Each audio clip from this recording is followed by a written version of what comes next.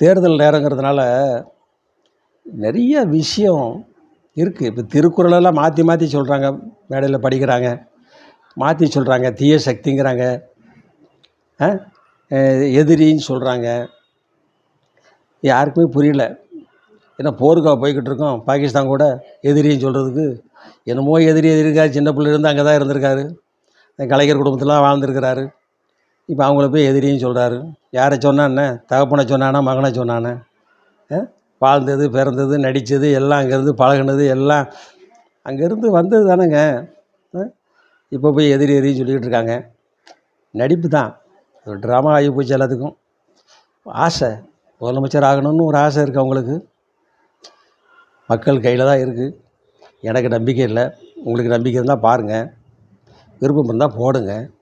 என்ன இப்போ அப்படின்னு சொல்லிட்டு நெக்ஸ்ட்டு வரேன். நன்றி, வணக்கம். ராமச்சந்திரன்.